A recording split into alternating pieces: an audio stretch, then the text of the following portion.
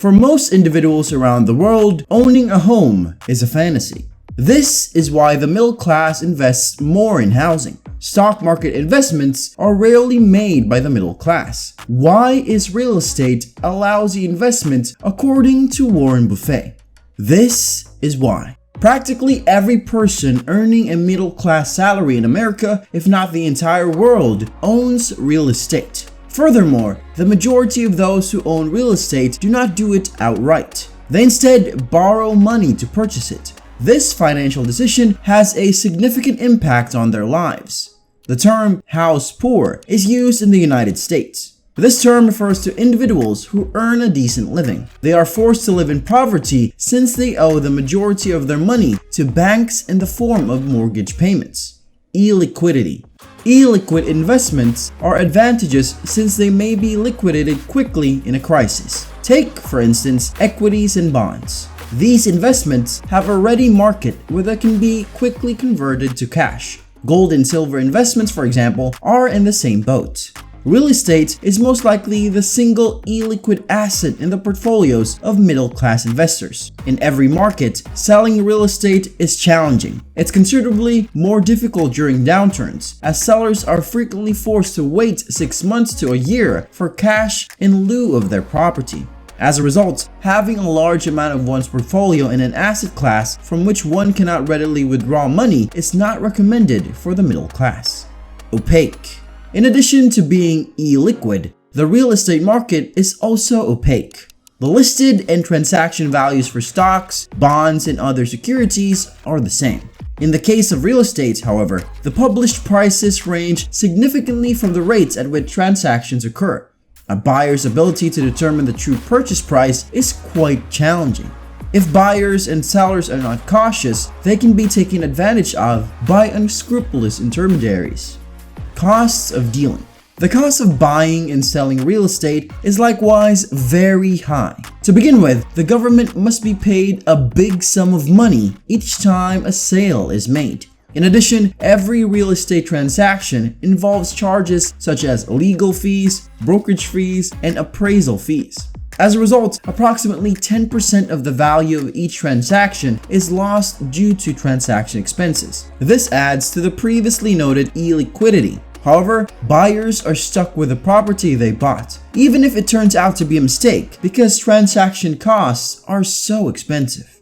Returns are low and costs are high. Low returns on real estate investments are well known. Real estate investments have historically yielded lower returns than inflation. The capital appreciation earned on real estate has just recently exploded. Additionally, the rental income is insignificant. Furthermore, earning rent necessitates a significant investment of time, money, and effort. Furthermore, renting out houses is frequently problematic. As a result, there is a risk involved. Despite the fact that many risks must be accepted, real estate returns are equivalent to risk-free investments. This is why real estate is a poor investment for middle-class people. Employability. Purchasing real estate requires a person to commit to a certain location. Real estate cannot be bought and sold frequently enough due to the transaction fees described above. The difficulty with settling in one place is that your options are drastically restricted. This is why millennials have decided against purchasing a home. House ownership is more of a liability than an asset in this era of layoffs and job shifts. Leveraged. Real estate purchases are frequently leveraged, as discussed above. This means that people pay interest on a significant portion of their income. All of these payments are based on the expectation of rising real estate prices. The issue is that if prices do not rise, investors will lose a substantial amount of money. It is important to realize that the price does not have to drop in order for the investors to lose money. Even if the price remains unchanged, investors have already lost a significant portion of their funds due to interest payments. There is no variety.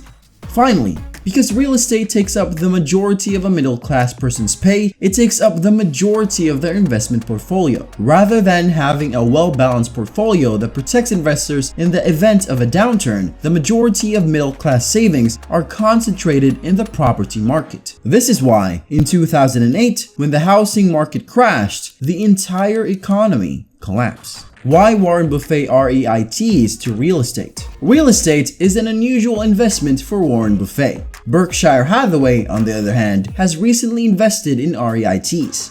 We'll look back at previous interviews and letters to see if we can figure out why he prefers REITs to private real estate. Warren Buffett is one of the few investors who has consistently compounded gains at a rate of 20% per year for over 50 years.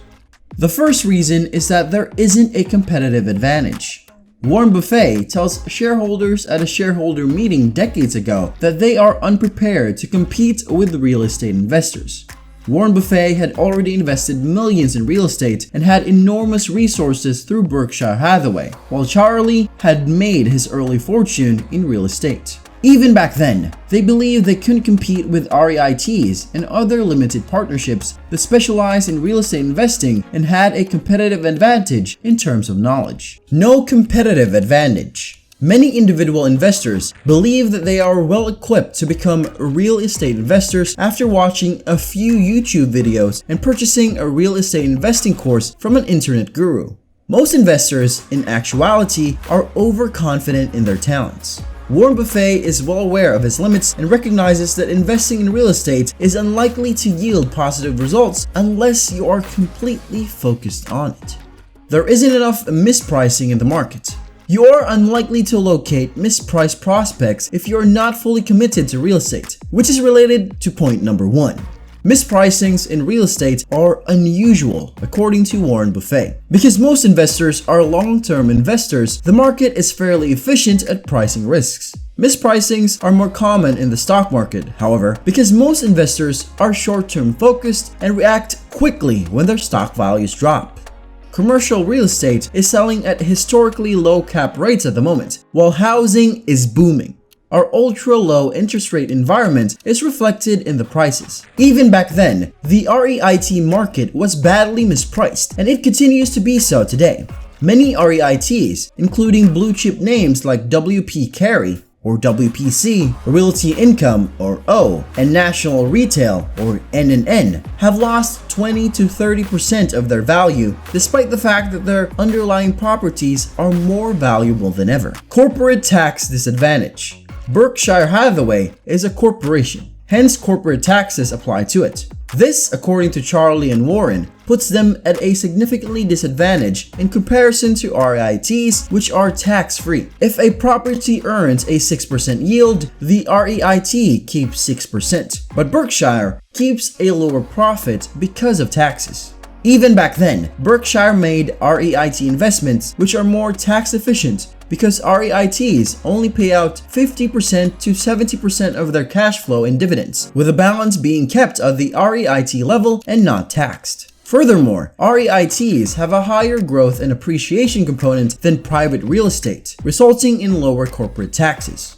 Management and scalability. Warren Buffett said in an interview during the Great Financial Crisis that if he could manage real estate more efficiently, he would buy single-family homes in droves. Many investors make the mistake of believing that real estate is a low-maintenance investment when in fact, it may be rather labor-intensive. Tenants, toilets, and trash are the 3 T's you have to deal with. Is it possible for Warren Buffett to engage a property manager? He certainly has the ability to do so. In fact, if he did that, he would get a better deal than you or me. The problem with property management companies, however, is that their fees cut into your profits, and more crucially, their interests are not aligned with yours. Purchasing a home and giving over the keys to a property management is the same as purchasing an externally managed REIT, which we all know is rarely a smart choice owing to conflicts of interest. Warren Buffett benefits from competent management that is closely aligned with shareholders and benefit from large economies of scale when he invests in traditional REITs. You can also deploy funds with just a few mouse clicks, making it simple to scale up your investments over time. Real estate investment trusts, or REITs, have a lot of potential. Warren Buffett has evolved into a value investor in recent years. He wants to purchase high-quality assets for a lower price than they are worth. However, as previously stated, the private real estate market is booming right now. Except in a few niche markets like offices, malls, and etc., you're unlikely to find bargains. Because of the ultra-low loan rates, demand for private real estate is higher than ever before. Even back then, many REITs were now trading at historically cheap prices. And Warren, well, was purchasing them. Thanks for watching till the end. Do you think Warren Buffett is right? Tell me in the comments section below. Subscribe to the channel if you haven't yet, and turn on the post notification for more.